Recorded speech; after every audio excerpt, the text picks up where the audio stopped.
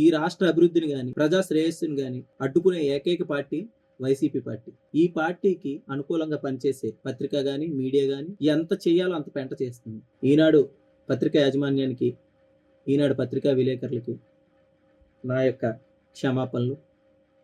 నేను చేసిన అతి చిన్న పొరపాటు, నా ఫోటోకి బదులు మా నాన్నగారి ఫోటో పంపించడం వల్ల జరిగిన పొరపాటుని భూతద్దంలో పెట్టి గత 2 రోజులుగా సాక్షి ఛానల్లో కానీ, సాక్షి పత్రికల్లో కానీ, సోషల్ మీడియాలో కానీ జరుగుతున్నటువంటి దుష్ప్రచారానికి ఆనకట్ట కట్టాలని నేను ఈ వీడియో చేయడం జరుగుతుంది. ఈ రాష్ట్ర అభివృద్ధిని కానీ, ప్రజా శ్రేయస్సుని కానీ అడ్డుకునే ఏకైక పార్టీ వైసీపీ పార్టీ. ఈ పార్టీకి అనుకూలంగా పనిచేసే పత్రిక కానీ, మీడియా కానీ ఈరోజు దీన్ని అవకాశంగా తీసుకొని ఎంత చేయాలో అంత పెంట చేస్తుంది.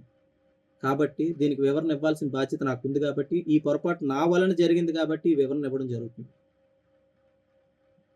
2015 సమయంలో ఎయిర్పోర్ట్ నిర్మాణం కోసం భూములు ఇచ్చిన రైతుల్లో మా నాన్నగారు కూడా ముఖ్యులు.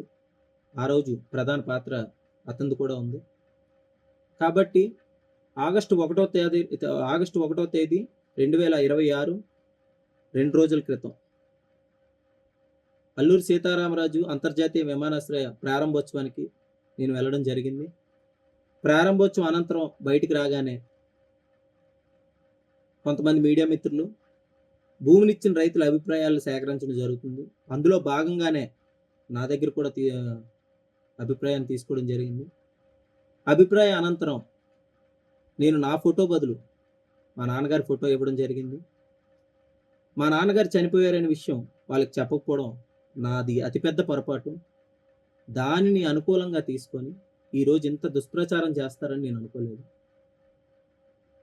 భోగాపురం అంతర్జాతీయ విమానాశ్రయం కోసం భూమి ఇచ్చిన వారిలో మేము కూడా ఒకరం. వాస్తవంగా గత 2015 సంవత్సరంలో చేపట్టిన భూసేకరణలో సర్వే నెంబర్ 313లో 10 ఎకరం 53 సెంట్లు మా తాతగారికి చెందినటువంటి భూమిని మేము ఎయిర్పోర్ట్ నిర్మాణం కోసం ఇవ్వడం జరిగింది. ఆ సమయంలో మా తాతల దగ్గర నుండి మాకు వచ్చినటువంటి ఈ ప్రభుత్వ భూమిని ఇవ్వడానికి మాకు పూర్తిగా ఇష్టం లేదు. ఆ సమయంలో మీ భూములు తీసుకొని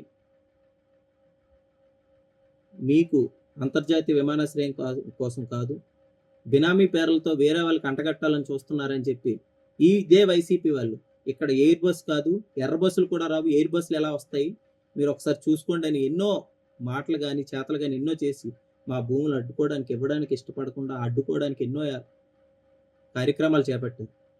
మా గ్రామానికి పక్కనే దెబ్బలపాలెం గ్రామంలో మీటింగ్ పెట్టి, మీరు ఇదివరకే చూసుంటారు, ఇదే మీటింగ్ పెట్టి ఎర్ర బస్సు రాని ప్లేస్లోకి ఎయిర్ బస్సులు మీకు వస్తాయంటే మీరు ఎలా నమ్ముతున్నారని చెప్పి ఎంతోమంది నాయకులను ఆ రోజు మా గ్రామాలకు పంపించి మా పంచాయతీలో మీటింగ్లు పెట్టి అడ్డుకోవడానికి కార్యక్రమాలు చేస్తే ఆ రోజు ఉన్నటువంటి కర్రోతు బంగారాజు గారు మండల ప్రెసిడెంట్గా ఉన్నారు.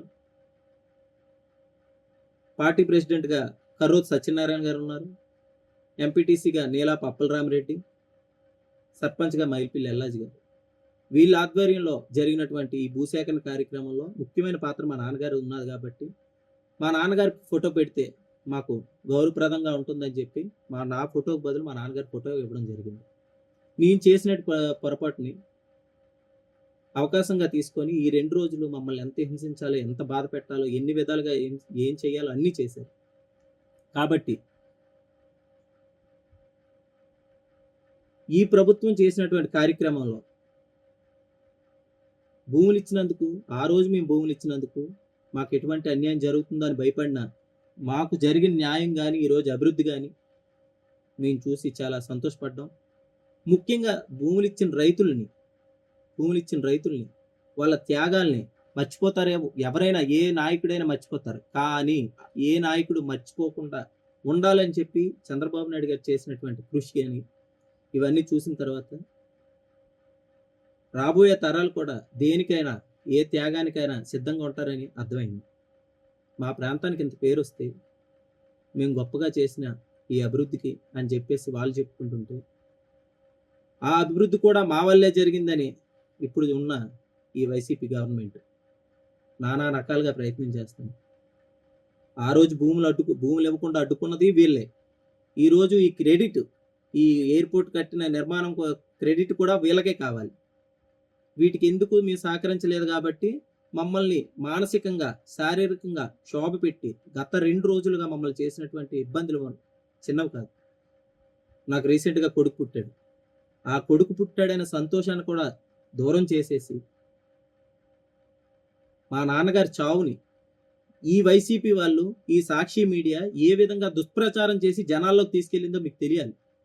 మా నాన్నగారు 2023 జూన్ 30న సహజ మరణం, హార్ట్ అటాక్‌తో చనిపోయారు. దానిని కూడా ఈ పత్రిక, సాక్షి పత్రిక అనువుగా తీసుకొని మర్డర్, దాన్ని కూడా మర్డర్ అని చెప్పేసి, హత్యకు గురయ్యారని చెప్పేసి నిన్న 2వ తారీఖున సాక్షి పత్రికలో ప్రచురించడం జరిగింది.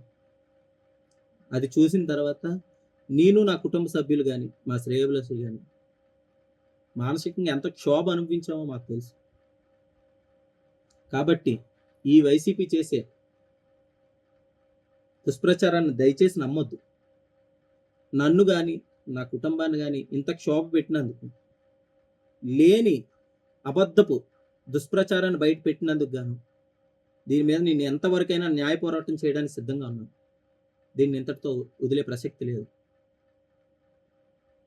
ఒక్క చిన్న పొరపాటు, నా ఫోటోకు బదులు నా తండ్రి ఫోటో పంపించాలనే ఆలోచనతో నేను చేసిన అతి చిన్న పొరపాటుని తీసుకొని వచ్చి నా తండ్రి మరణాన్ని కూడా, సహజ మరణాన్ని కూడా హత్యకు గురయ్యాడు అని చెప్పేసి సాక్షి పత్రికలో ప్రచురించి దాన్ని పెద్ద హైలైట్గా చేసి నా తండ్రి మరణాన్ని కూడా వాళ్ళ రాజకీయ లబ్ధి కోసం ఉపయోగించుకుంటున్నారు. ఎవరైనా ఓదార్పు యాత్ర అంటే చనిపోయిన వాడి ఇంటికి వెళ్తారు, చంపిన వాడి ఇంటికి వెళ్ళరు. అలాంటి ప్రభుత్వంలో, అలాంటి పార్టీలో ఉన్న నాయకులకి నా బాధ అర్థమవుతుందని పూర్తిగా తెలిసి, నా మీద ఎవడైతే ఈ దుష్ప్రచారం మొదలుపెట్టాడో వాడి మీద తక్షణం న్యాయ పోరాటం చేస్తానని, గట్టిగా చేస్తానని చెప్పేసి ఈ సభాముఖంగా, ఈ వీడియో ముఖంగా మీకు చెప్పడం జరుగుతుంది. అందరికీ నా యొక్క నమస్కారం.